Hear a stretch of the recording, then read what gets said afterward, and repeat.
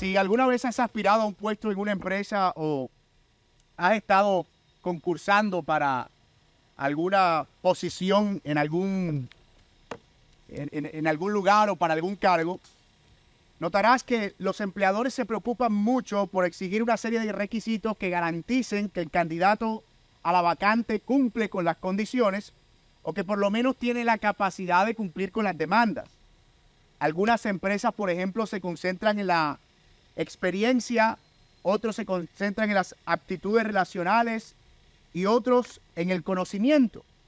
Pero no es muy común ver empresas preocupadas por el carácter moral de los que aspiran a esos cargos. Es decir, que sean personas íntegras o que sean personas que exhiben un carácter moral por lo menos aceptable, con algunas excepciones, por supuesto. A veces estos escrutinios se hacen para los que aspiran a cargos de jueces superiores, pero no es el común denominador. Es decir, básicamente a la gente le importa muy poco lo que tú hagas con tu vida de las puertas hacia adentro, siempre que puedas cumplir con las labores asignadas para el cargo.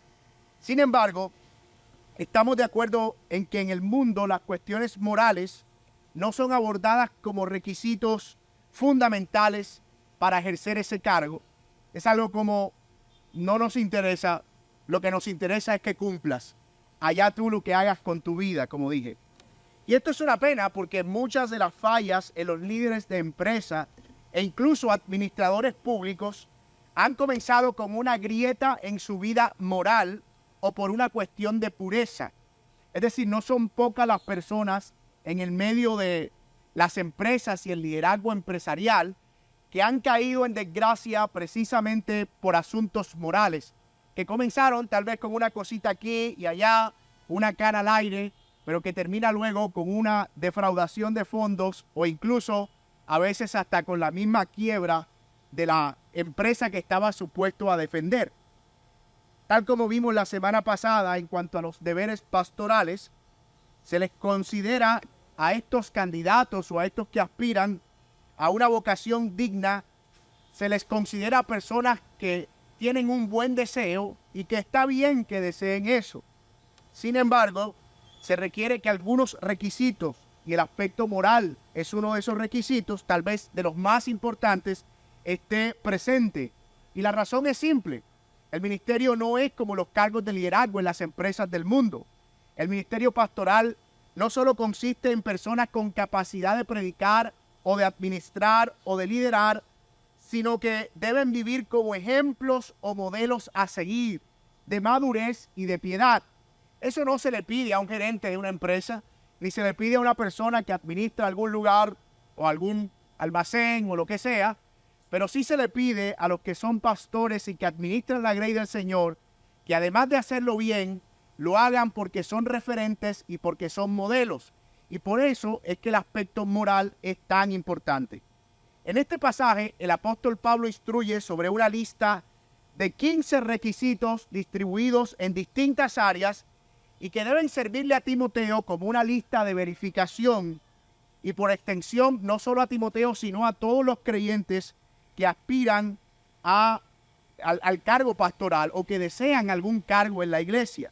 Son aspectos en los que no hay margen de negociación. Es decir, esas no son cosas que se pueden como que pasar por alto o si no lo cumples aquí no te preocupes porque en este eres fuerte. Es decir, se requiere que sean íntegramente capacitados para el oficio. Y vamos a leer cuáles son esos requisitos. En 1 Timoteo capítulo 3 leemos: palabra fiel. Si alguno aspira al cargo de obispo, buena obra desea hacer.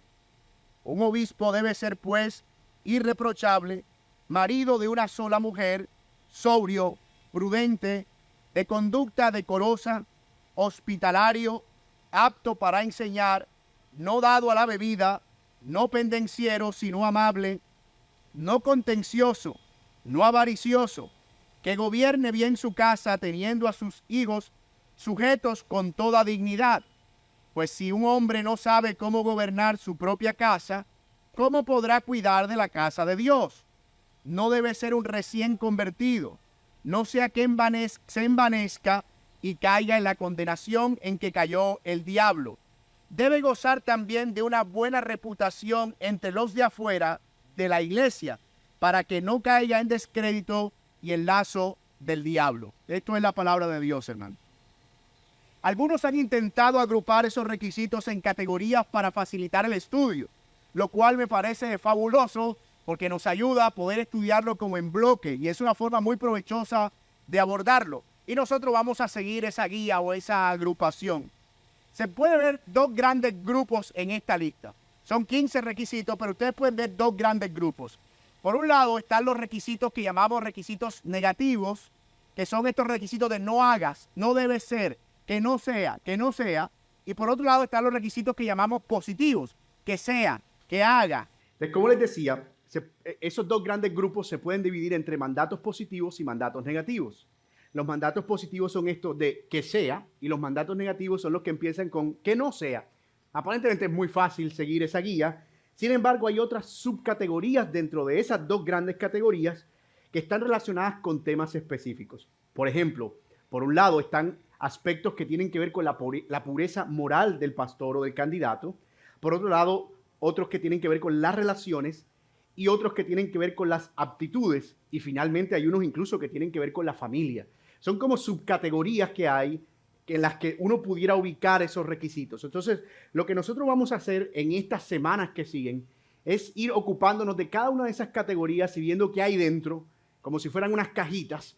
Y vamos a ver cada uno de esos requisitos metidos dentro de esas cajitas. Vamos a ver qué utilidad tienen para nosotros y cómo podemos ponerlos en práctica en una iglesia como la nuestra, en el caso de evaluar candidatos al ministerio. Hoy, por supuesto, nos vamos a concentrar en el primer grupo de requisitos que contempla la ampliación del requisito padre. Recuerden que eso lo dijimos la semana pasada. El requisito fundamental para un pastor es que sea irreprensible, pero dijimos que ser irreprensible tiene 15 requisitos debajo. Entonces, los 4 primeros requisitos positivos son marido de una sola mujer, que sea sobrio, prudente y decoroso.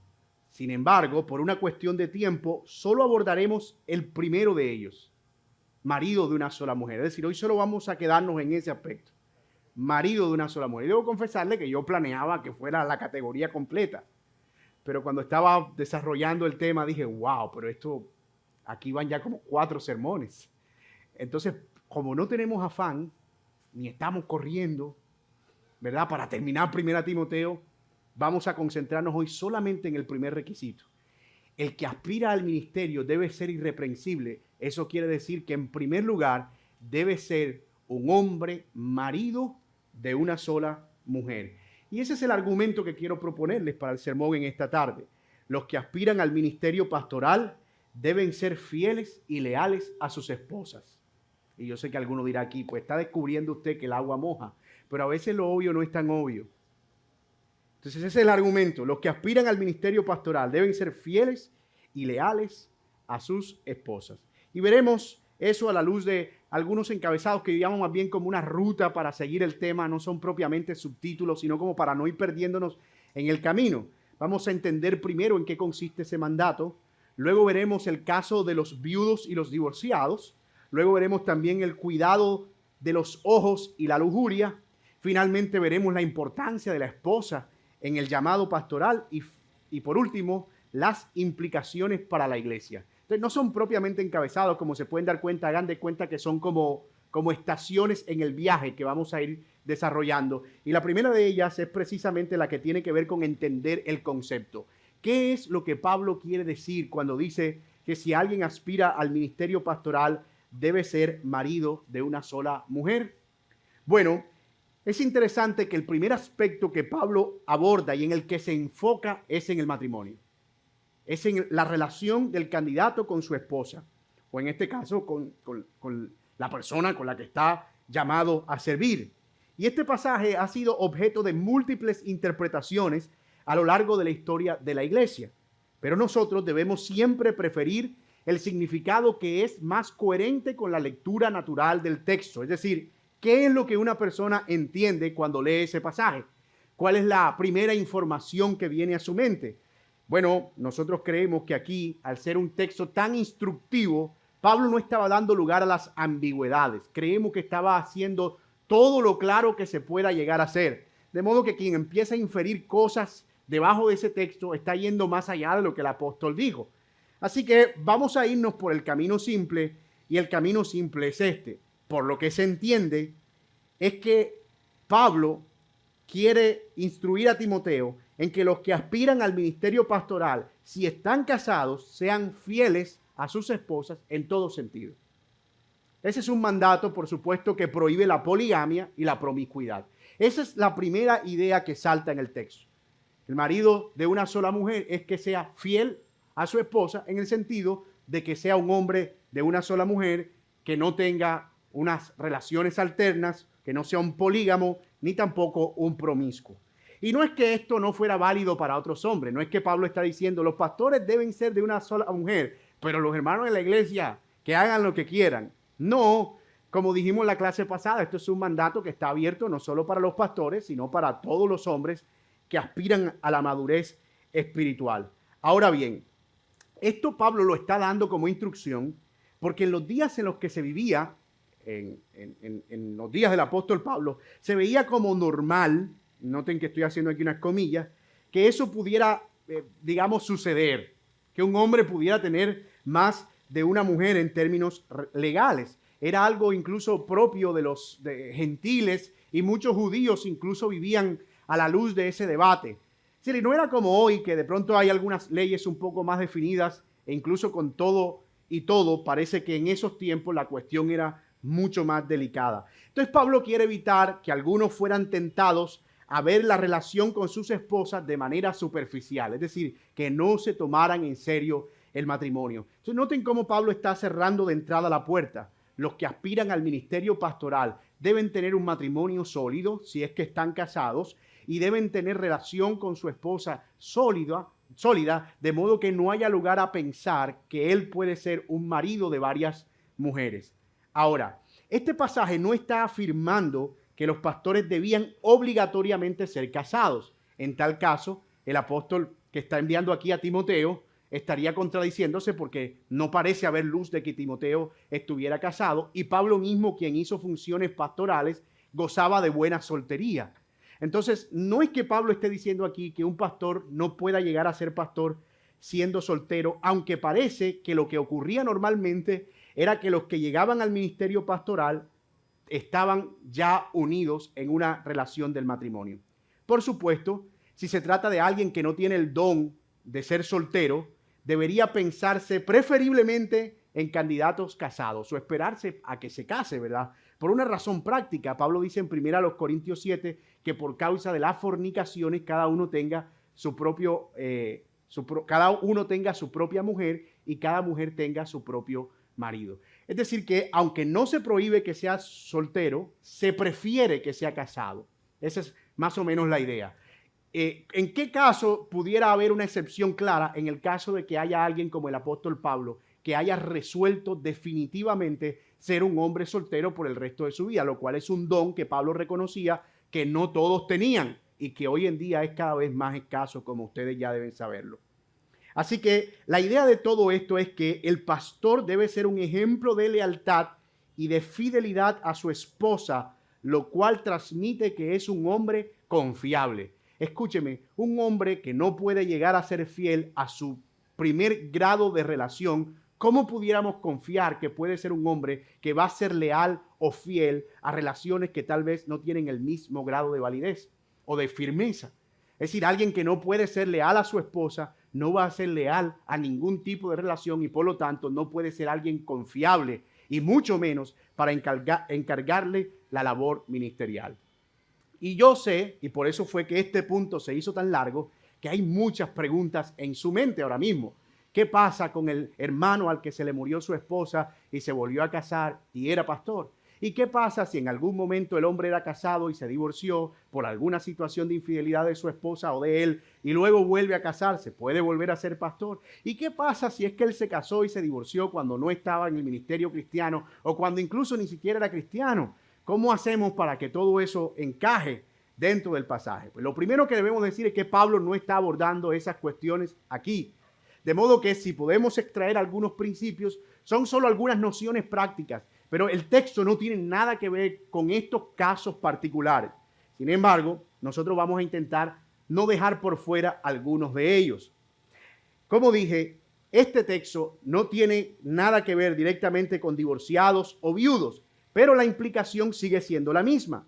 Un hombre viudo tiene el derecho y la libertad de volverse a casar, pero parece que esto no representa una violación a este mandato siempre y cuando él haya sido fiel a su esposa pasada, es decir, haya sido un hombre leal a su esposa ya fallecida, y el nuevo matrimonio se dé dentro del marco de un tiempo y un contexto prudencial, ¿verdad? Y hablo de marco de tiempo y contexto prudencial, no es que al pastor se le murió la esposa hoy y a los 30 días el hombre ya está poniendo anillo y a los 2 meses se está casando con una hermana de la iglesia. Eso está dejando muchas sospechas en el aire porque la hermana de la iglesia le llevaba postrecitos a la esposa del pastor a la casa, ¿cierto? Entonces, por eso digo que todo dentro del marco de la prudencia y dentro del marco de lo que pudiera llegar a ser factible. Entonces, fíjense que no se trata de un asunto blanco o negro, ni de ser dogmáticos y estrictos en ciertos aspectos, sino examinarlos a la luz de la sabiduría. Sin embargo, para el caso de los divorcios es ligeramente, o bueno, diríamos que es muy distinto, porque para los divorciados pesa un antecedente que de no haber preservado el pacto matrimonial. Es decir, a diferencia de un viudo que es que pierde a su esposa por alguna razón de la vida, ¿verdad?, de la providencia divina, en el caso de un divorciado pesa el antecedente de no haber preservado el pacto matrimonial. Es por supuesto claro que el Señor perdona el divorcio, porque el divorcio no es el pecado imperdonable, a pesar de que Dios no lo tolera, en el sentido de que no es lo que Él preferiría que sucediera en un matrimonio. De alguna manera sucede por la razón de la dureza del corazón de los seres humanos, y esto no es un tema sobre el divorcio. Les recomendamos una serie que dimos en 1 Corintios sobre temas matrimoniales. Hay una clase completa sobre el tema del divorcio si está interesado. Pero está claro que de ser lo que sea y de ser algo que traiga culpa a la vida de una persona, el Señor perdona eso. Y lo perdona en el sentido completo. Pero eso no implica que la persona deba inmediatamente ser restituida en el ministerio pastoral como si nada hubiera pasado, porque ya no sería alguien irreprochable, ya no sería alguien sin mancha o ya no sería alguien sin una tacha, sino que estaría violando el mandato principal. Ya no es alguien de quien pudiéramos decir que es irreprensible. Algunos apelan al argumento de que si Dios perdona al hombre que se divorció siendo pastor, ¿por qué no habría de ser perdonado por los hombres miembros de la iglesia y para eso puesto otra vez en el ministerio? Y uno pregunta, bueno, ¿acaso no hay otros hombres en la iglesia que pudieran tener un grado mayor de irreprensibilidad con el que no tengamos que correr ese riesgo? ¿Por qué insistir entre una persona que tiene una mancha de reprensibilidad cuando tenemos otras opciones de otros hombres? Es decir, ¿por qué quisiéramos estar empecinados en tener a alguien solo porque queremos tenerlo ahí? Esa sería la pregunta que surgiría. De modo que nosotros, como no entendemos el ministerio como una posesión perpetua, es decir, no es como que el pastor nace pastor, se hace pastor y muere siendo pastor, pase lo que pase. Nosotros entendemos que el ministerio es una validación de unas aptitudes. Entonces, una persona que definitivamente, ha violado el principio de irreprensibilidad, rompiendo un pacto matrimonial, ha perdido también el privilegio y el derecho de volver a ser restituido en el ministerio. Y esto, ojo, no significa que no puede predicar, no significa que no puede enseñar, no significa que no puede servir, no significa que no puede discipular, evangelizar, participar en actividades de la iglesia, servir en el ministerio de misericordia. Lo que estamos diciendo es que en el caso de alguien que está aplicando al ministerio pastoral, este requisito es claro y veremos que también lo es incluso para el tema de los diáconos. O sea, por lo menos para las dos funciones de oficio que se declaran en la Biblia, pastor y diácono, hay una prohibición. En ese sentido, porque no hay irreprensibilidad. Ahora bien, todo esto podemos llevándolo al plano de lo emotivo. Es decir, pero es que tú no sabes cuánto lo usa Dios y es que tú no sabes cuántas personas se han salvado por medio de Él. ¿Por qué pudiéramos castigar a esta persona que ha sido tan buena y que tiene tanto deseo de servir? Y entonces allí empezamos a ponernos medio romanticones y a poner los sentimientos por encima de la verdad.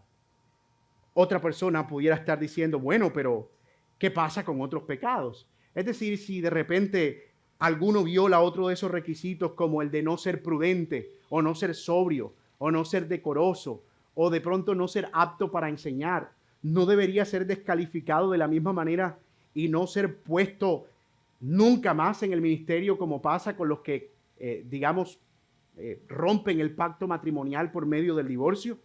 Alguien diría, ¿no es eso exagerado para las personas que están aspirando al ministerio y que tuvieron que pasar por la desgracia de un divorcio?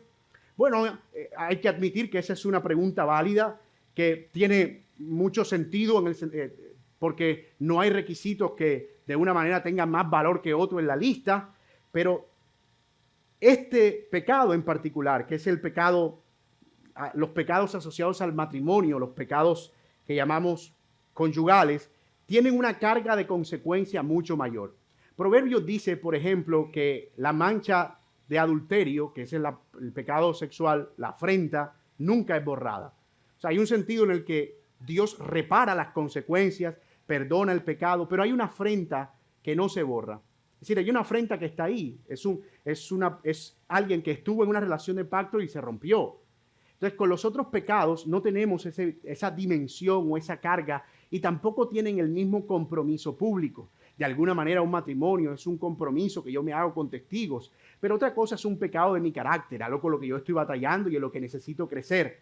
Nadie puede decir algo como, más bien, no es lo mismo decir necesito crecer en el requisito de ser apto para enseñar. Tal vez pueda meterme en unas clases de homilética y perfeccionar un poco más mi capacidad para entregar el mensaje, pero nadie dice, oye, necesito crecer más en esto de no ser divorciado. O sea, no hay una forma en la que tú puedas hacerle reversa a eso o entrar en un camino en el que puedas corregir la situación. Bueno, pero alguien puede estar pensando, ¿y qué tal si de repente desbarata el matrimonio que tiene ahora y vuelve y se cae? ¡Oh, peor! Entonces que desbarate el matrimonio que tiene ahora y desbarate el matrimonio de su antigua esposa y vuelvan otra vez a casarse. Me parece que es alguien que está arriesgando bastante con el propósito de quedarse con la opción de ser pastor. Y yo me preguntaría como que, bueno, ¿por qué tanto afán? ¿Por qué tanto deseo? ¿Por qué no poder servir en otras áreas? ¿Cuál es la obsesión? ¿Cierto? Entonces, y digo esto porque es un caso real. Conocí el caso de un hombre que se había casado, que se había divorciado en algún momento, siendo creyente. Luego se volvió a casar con otra mujer y la antigua esposa se volvió a casar con su antigua esposa, con otro esposo nuevo. Entonces, cuando estaba aspirando acá al ministerio, decía, no, pero eso lo resolvemos fácil. Ya habían hijos de por medio y todo.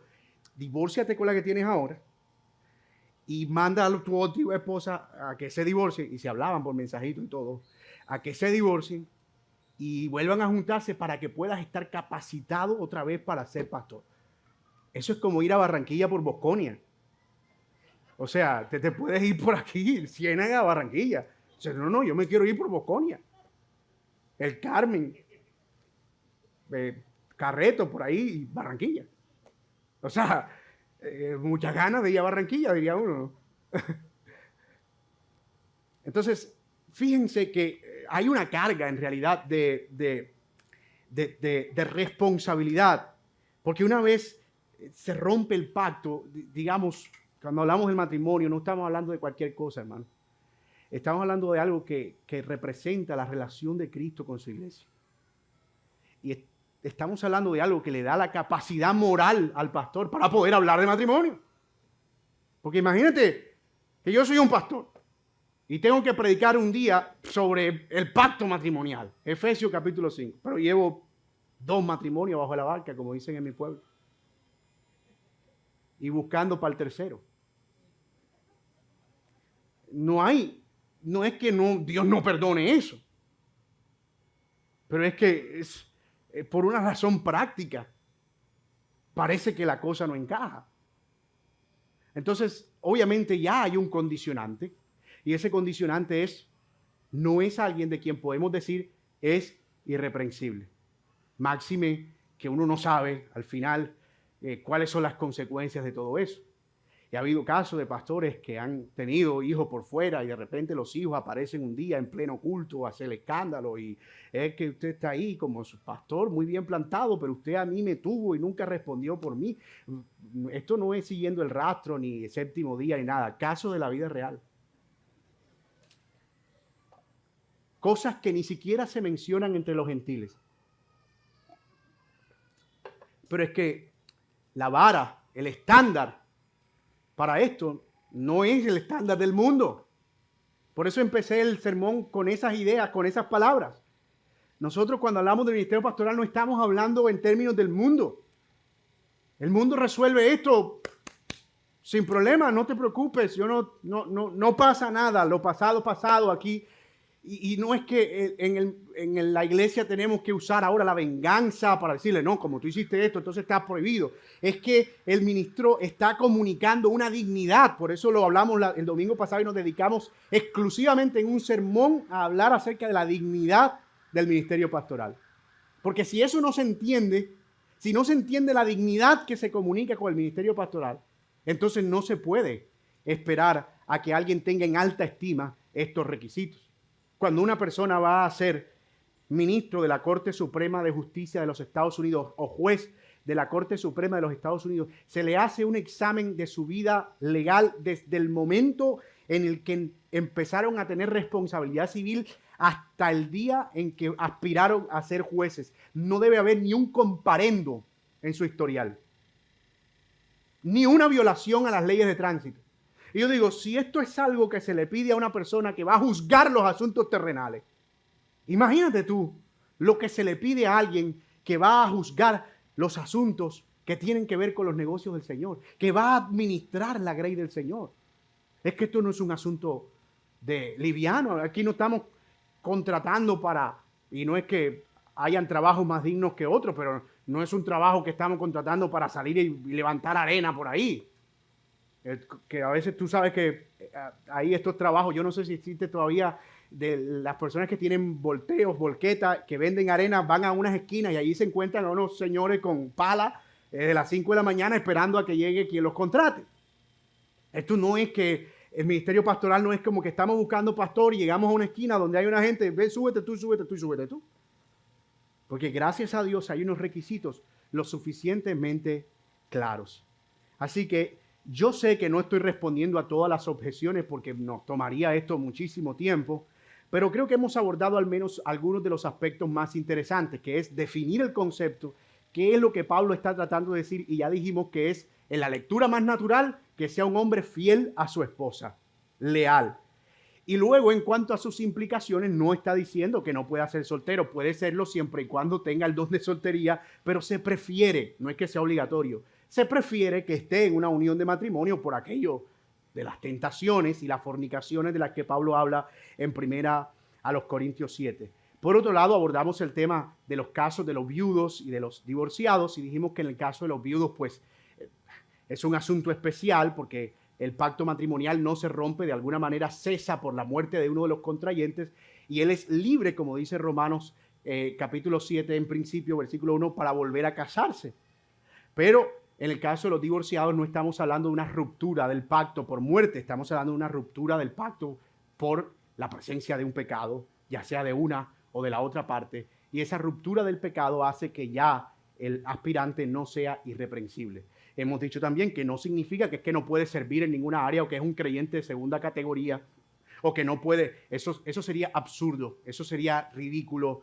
Nadie está, ni siquiera el texto y ninguno pudiera sugerir eso porque de otra manera, hermanos, imagínate cuántos de nosotros tenemos pecados aquí de los cuales nos avergonzamos hoy y nos gloriamos al mismo tiempo de que el Señor nos haya librado de ellos, ¿verdad? Entonces no estamos hablando de la condición del creyente, sino de su relación estrictamente con el ser candidato al ministerio pastoral. Y la razón por la que vemos esto como algo diferente a otros pecados o a otras fallas o a otros requisitos es por el grado de compromiso público que tiene y por la imposibilidad de poder repararse en el tiempo, al ser una falta que tiene una afrenta que no puede ser borrada, como dice el libro de los Proverbios. Vamos bien hasta aquí, ¿verdad? Vamos bien, perfecto. Ahora bien, vamos a ver que este mandamiento no solo tiene que ver con el tema de la relación del hombre con su esposa en términos legales, es decir, de la lealtad y la fidelidad en términos del pacto matrimonial, sino que es extensivo. Como ustedes saben, el pecado de adulterio no es solo un pecado que se comete cuando un hombre se acuesta con una mujer que no es su esposa. Dice el Señor en Mateo capítulo 5 que si un hombre mira a una mujer para codiciarla, ya adulteró con ella en el corazón. Por lo tanto, es un área en la que el pastor debe cuidarse acerca de sus deseos y acerca del pecado de los ojos y también del pecado de la lujuria, lo que nos lleva a nuestra tercera estación en este viaje o en esta ruta por entender qué significa marido de una sola mujer. Pablo le dice a Timoteo que los hombres deben ser maridos de una sola mujer, preservando el pacto matrimonial con pureza, pero también en lealtad y en modelar un matrimonio cristiano con todo lo que implica. Dicho esto, se espera que el ministro sea alguien cuidadoso en sus relaciones con el sexo opuesto. Cuidadoso en sus relaciones con el sexo opuesto. Pablo le dijo a Timoteo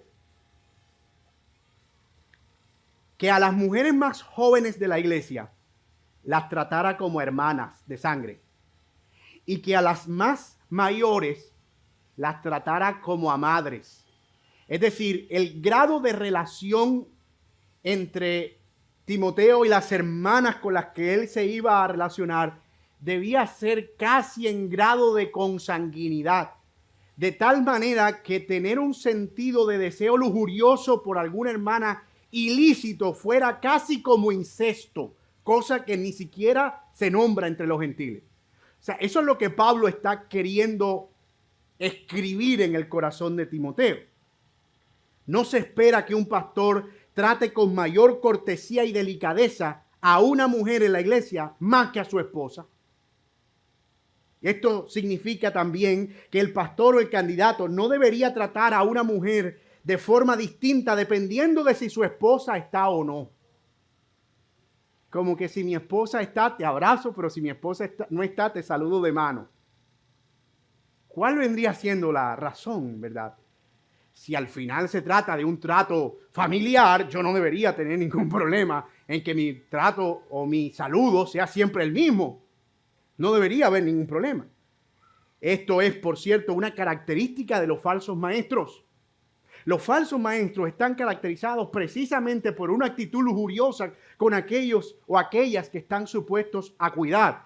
¿De dónde saco yo eso? Pues no me lo estoy inventando. Miren lo que dice Pedro en primera o en su segunda carta. Pedro dice lo siguiente. Segunda de Pedro 2:12. Estoy leyendo la Nueva Traducción Viviente. Esos falsos maestros son como animales irracionales que viven por instinto y nacen para ser atrapados y destruidos. Se burlan de lo que no entienden e igual que animales serán destruidos. Su destrucción será la recompensa que recibirán por el daño que han causado. A ellos les encanta entregarse a los placeres perversos a plena luz del día, o sea, no tienen vergüenza. Son una vergüenza y una mancha entre ustedes. Se deleitan en el engaño e incluso mientras comen con ustedes en las reuniones de compañerismo, cometen adulterio con sus ojos solo con mirar y nunca sacian su deseo por el pecado. Incitan a los inestables a pecar y están bien entrenados en la avaricia. Viven bajo la maldición de Dios. Está bravo el apóstol. Está bravo el apóstol Pedro. Pero está describiendo con claridad y precisión cuáles son las características de un falso maestro. Y dice que entre ellas está el engaño, el ser un sinvergüenza, es decir, hacer cosas a plena luz del día porque no le importa. Y otra, engañar y seducir, pecar con sus ojos, llenarse de avaricia, de malos deseos en su corazón.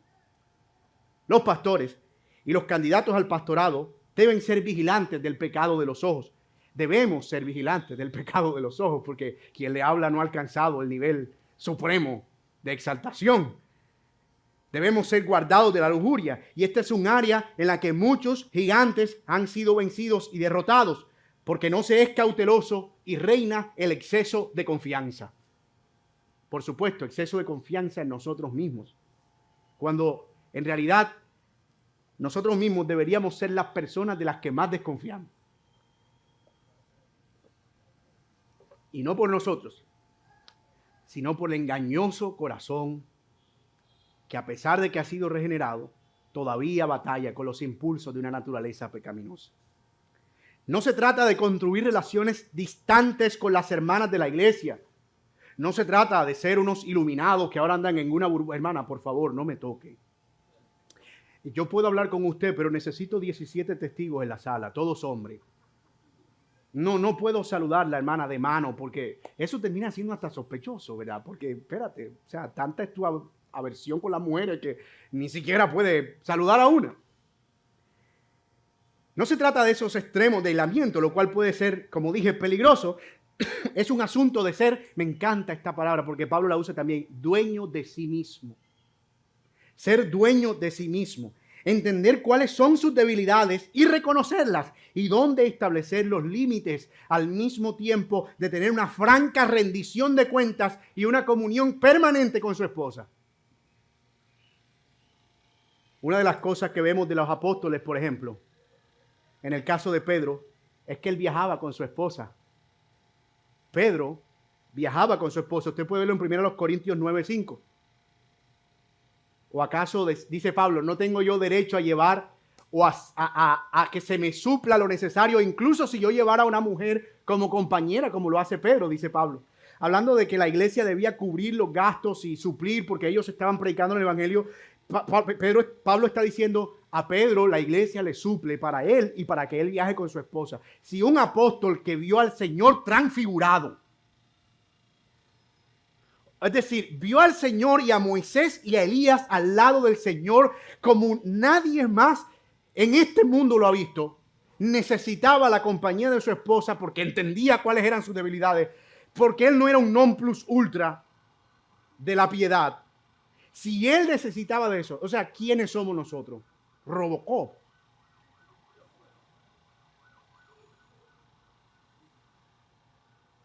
Eso muestra incluso también cómo la labor loable e intensa de ser apóstol no era una salvaguarda de la tentación sexual, porque a veces lo que decimos, no, yo estoy sirviendo al Señor.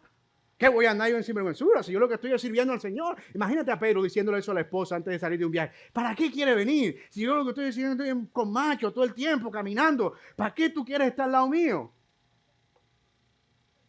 Pero la esposa tenía que estar ahí. Porque para eso tenía una esposa. Una de las cosas que vemos de los apóstoles, por ejemplo, en el caso, ya lo mencioné de Pedro, pero también de los otros pastores como Bernabé, que viajaban también con sus acompañantes. Y en el caso de ser soltero, Pablo, por ejemplo, nunca estaba solo. Siempre estaba con alguien. Un pastor no debería, por ejemplo, tener conversaciones con mujeres sin que sean esas conversaciones de conocimiento de su esposa. En cuanto a la naturaleza de dicha conversación, y no es un asunto de legalismo, es un asunto de prudencia y de entender que el ser pastores o desear el ministerio no nos hace inmunes al pecado. Tampoco debería tener áreas restringidas o privadas de su vida personal a las que su esposa no tenga acceso a menos que se traten de asuntos de confidencialidad pastoral. ¿Verdad? Ya, si son asuntos de confidencialidad pastoral, mi esposa no tiene que estar cargando con toda la carga de la iglesia porque ella tiene que saberla, ¿no? Hay otras maneras en las que podemos lidiar eso por otro lado sin que ella tenga que estar involucrada, pero eso no significa que se le está escondiendo información. Pero en cuanto a las áreas privadas personales, no debería haber un bloqueo de acceso para ello. Dime tú de un pastor que tiene una clave de doble verificación para entrar al teléfono y triple verificación para entrar a WhatsApp y triple verificación para entrar a una conversación. Y después le pregunta, ¿y eso? Y él te dice, no, eso no es nada. Dímelo. Entonces, yo y un pastor o un hombre maduro, fiel, que no tiene ningún problema, no debería tener problema en darle acceso a su esposa a su teléfono. ¿Cuál es el problema? Lo puedes entrar en la computadora. Me hace bien que lo hagas. ¿Ya? Y no es eso como de, espérate, y borro. Revísalo. No tengo nada que esconder. Y al final siempre hay algo, una aplicación y una cosa para esconder aquí, en modo incógnito y no sé qué cosa. O sea, siempre habrá la maña, porque no se trata de eso, se trata de crear un ambiente de confianza tan plena, mutua, en la que ni siquiera sea necesario que la esposa diga, muéstrame el teléfono. Pero si ya tú ves una actitud como de, estoy hablando, eso de, ¿con quién? No con nadie. Ya hay un asunto ahí que uno va a tener que empezar a revisar, ¿verdad? Como dijimos en un momento, mis hermanos, nadie cae de repente. Todo comienza con un deseo y luego va tomando cada vez más fuerza al mismo tiempo que nos engaña con la idea de que podemos tenerlo bajo control. Está bajo control. Está bajo control. Y la verdad es que ni siquiera un hombre como David pudo detener las fuerzas del río de una tentación sexual. Un hombre conforme al corazón de Dios. No se puede coquetear con el pecado. No se puede abrazar fuego sin que los pechos se quemen. Y no se puede caminar entre brasas sin que los pies ardan. Y esto nos lleva a ver la importancia de la esposa para el candidato y también para el pastor en cuanto al ministerio pastoral. Los que aspiran a ser pastores y los pastores deben ocuparse de sus esposas y de su matrimonio en primer lugar. Es la primera área donde debemos indagar sobre un candidato. Fulano quiere ser pastor, déjame le pregunto a tu esposa, de inmediato, a ver qué piensa ella. ¿Cómo lo ve ella? En ocasiones ves a pastores felices con el trabajo, pero sus esposas son completamente indiferentes al oficio. Y a veces, cuando vemos eso, lo que decimos es que a ella le toca duro. Ella es así. Pero no pensamos en que es que hay algo que no está bien. Es que hay algo que no es normal. Es que hay algo que no está funcionando como tiene que funcionar. Es como si viviera en un mundo al que le tocó llegar por obligación. Y eso es un problema, por no decir que es una bomba de tiempo que va a explotar en cualquier momento, por un lado o por otro. Si alguien piensa que ha sido llamado al ministerio, pero su esposa no tiene ninguna inclinación a acompañarlo en ese oficio, tal vez sea mejor esperar a que el Señor traiga convicción a su esposa. Y si no hay convicción, puede ser que Dios no te esté llamando, al menos no por ahora. Porque si estás casado, Dios no te llama solo. ¿Y yo qué culpa tengo si ella no quiere? Dios me está llamando a mí, la dejo y sirvo solo. ¿Cómo se te ocurre? Nunca el ministerio, nunca, escuche esto. Y mi hermano, yo esto se lo digo no solo a los que aspiran a ser pastores, se lo digo a cualquiera de los hombres casados y que se van a casar y que estuvieron casados en cualquier condición en esta iglesia. Miren, se los digo de todo corazón, nunca el ministerio, y ponga allí trabajo, servicio, lo que sea, nunca debe ponerse por encima del matrimonio. Eso es un despropósito. Nuestra principal relación es nuestra relación matrimonial después de nuestra relación con Dios. Y nada está por encima de eso. Y quien te diga lo contrario, tiene las cosas patas arriba. Es que el trabajo, porque sin trabajo, ¿cómo tengo esposa? ¿Cómo pago el arriendo para vivir con la esposa? Pero bueno, en ese orden de ideas, cualquier cosa puedes ponerla encima si vas a tercerizar y a tercerizar y a tercerizar las implicaciones. Porque si eres alguien adicto a los juegos y dices, es que los juegos son primero, porque es que con los juegos yo apuesto, si apuesto gano, si gano pago el arriendo y si pago el arriendo puedo dormir con mi esposa en la casa. Y la verdad es que no. El orden que estableció Dios es Dios. Y en el caso de los hombres casados, sus esposas. Así funciona. Las iglesias pueden tener otros pastores. Y eso se lo digo a mi esposa y a mis hijos todo el tiempo. La iglesia puede tener otro pastor y a menudo olvida rápido. El día que tengan que, me van a sacar. Y está bien. Si yo me descalifico, yo no voy a esperar que la iglesia te diga, no, pastor, usted pecó, pero usted hizo tantas cosas buenas durante tantos años que se lo vamos a perdonar. Eso, usted le fue infiel a su esposa, pero no se preocupe, eso no es nada. No, olvídate. Yo creo que estamos en una iglesia madura que entiende cómo funciona esto y que los sentimientos no están por encima de la palabra de Dios. Y que ningún hombre está por encima de la iglesia. Yo creo que estamos claros en eso. Ningún hombre está por encima de la iglesia.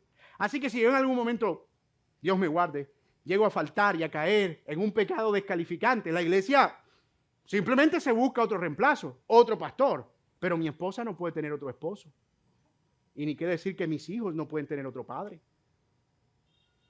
Así funciona. Y a veces ves a hombres que sacrifican todo por el ministerio para darse cuenta al final de sus vidas que terminan sin esposa y sin ministerio. Así que la esposa de un pastor es clave. Y de alguien que aspira al ministerio pastoral es clave en el proceso. Una de las primeras cosas que debemos observar en un candidato al ministerio entonces es que la relación con su esposa debe ser de tanta convicción en ella y en él de que realmente Dios los ha llamado a ambos.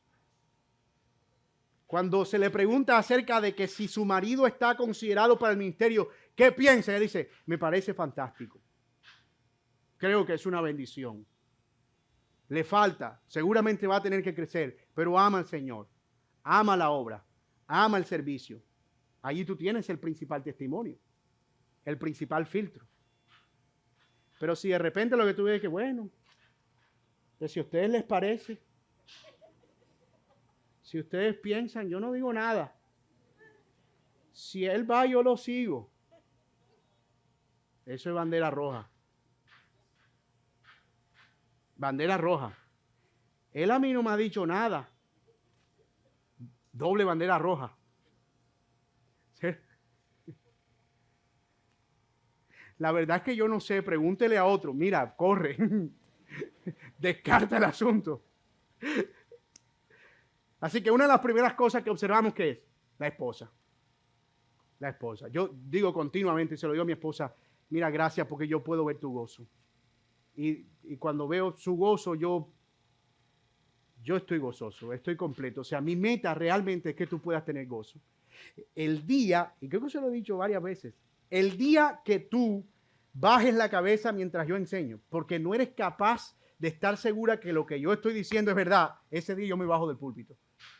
Y no porque ella crea que yo soy perfecto, porque nadie conoce mejor mis pecados que mi esposa, sino precisamente porque me conoce bien.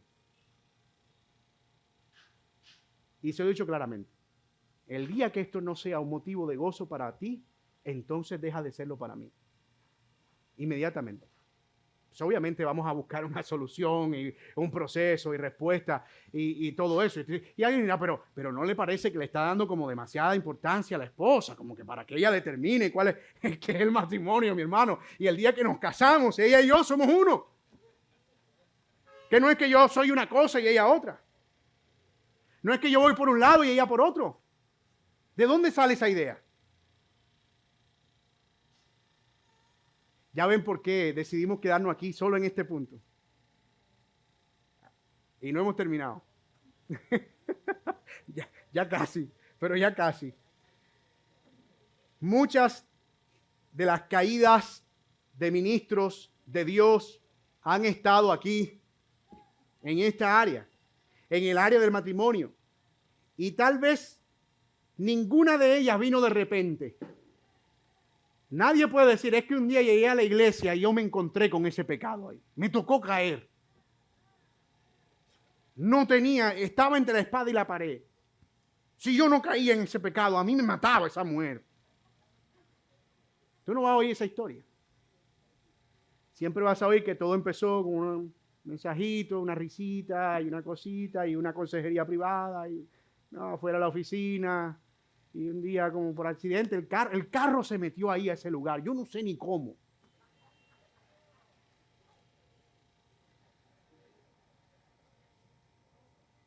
Eso fue la acumulación de muchas cosas que fueron sucediendo en el tiempo.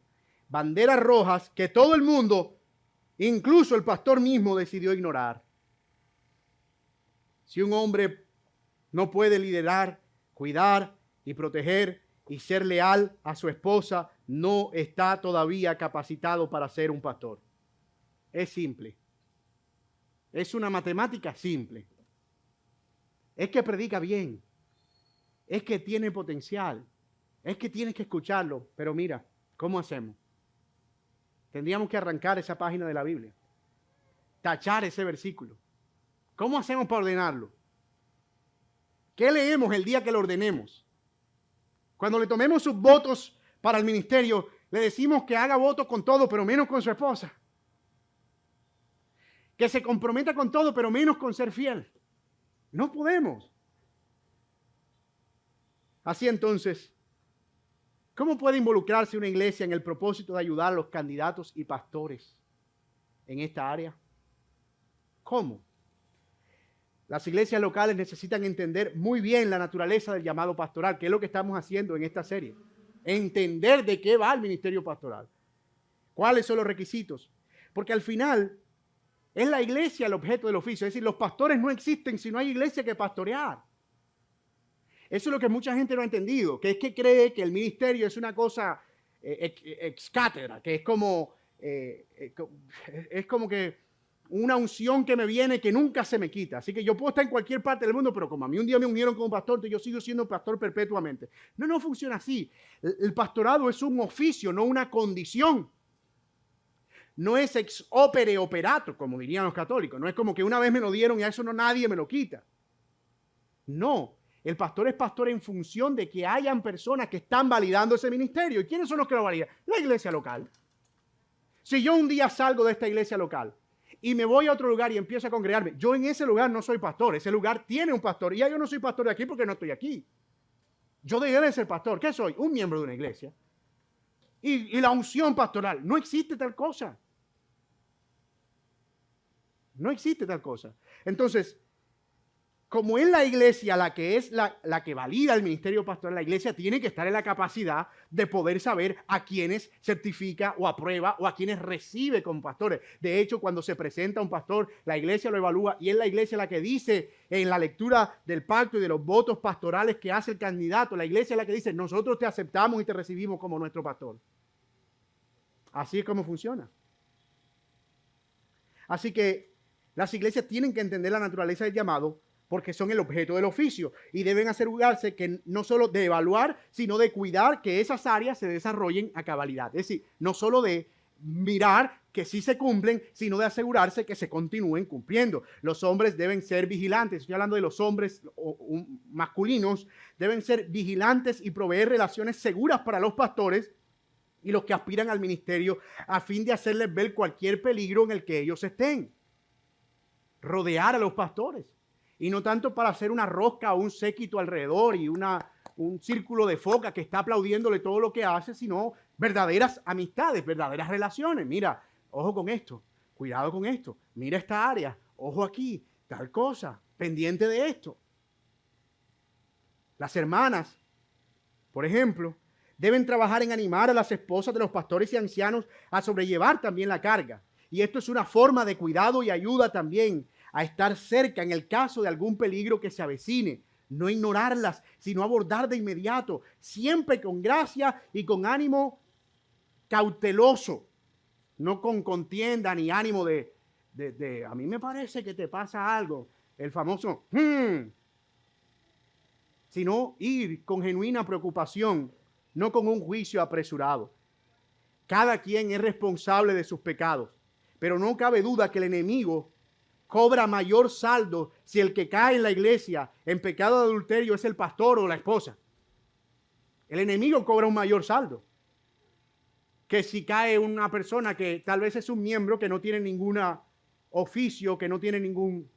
Los dos pecados son graves y cada quien es responsable. Pero sin duda al que más se le da, más se le demanda y los efectos de su caída terminan teniendo mayores repercusiones. Muchos de los casos de pastores que han caído lo han hecho con miembros de su congregación. Han caído con miembros de su propia congregación. Y eso hace que eso sea una estadística aterradora en realidad.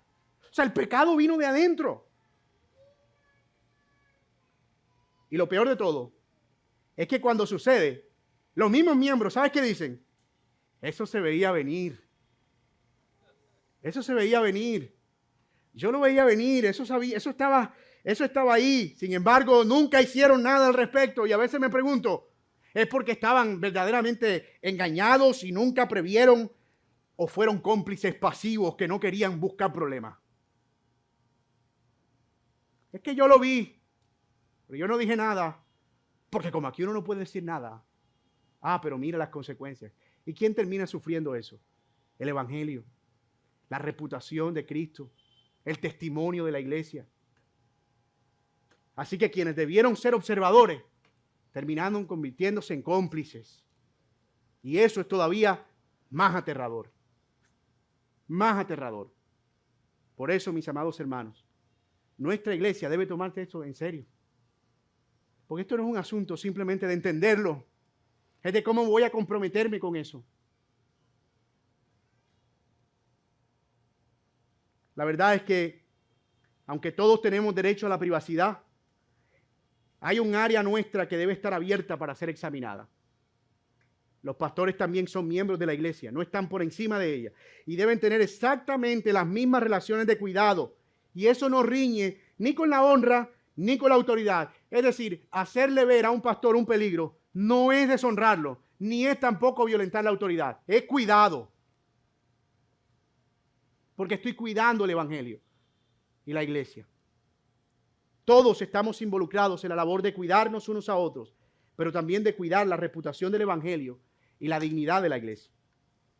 Y esto no es una invitación a que establezcamos un sistema orwelliano como con ojos y cámaras y vigilancia en todas partes. Ahora todo el mundo está como que pendiente, que el pastor está saludando a una hermana. Pendiente, confirmo que la saluda, confirmo. Pastor abrazó, pendiente, confírmame ahí. Mira, mi hermano, vas a tener que hacer un reporte largo porque yo abrazo bastante. No se trata de hacer una cacería ahora, como que estar con la malicia y la suspicacia más preparados para la caída que para cuidar y prevenir genuinamente. No es esa la actitud que queremos estimular, pero sí podemos ser conscientes de que estamos frente a algo que puede pasar, que esta iglesia no es el cielo, no es el cielo, y que debemos saber actuar para prevenirlo. Ahora bien, antes de cerrar este tema, quiero dejar en firme que esto es algo que se extiende perfectamente a toda forma de relación en el marco de la iglesia y no solo a los pastores, y no solo a los hombres, sino también a las mujeres de la iglesia. Puesto que no solo los pastores y los candidatos deben ser maridos de una sola mujer, y no solo los hombres deben ser maridos de una sola mujer, sino las mujeres ser mujeres de un solo marido.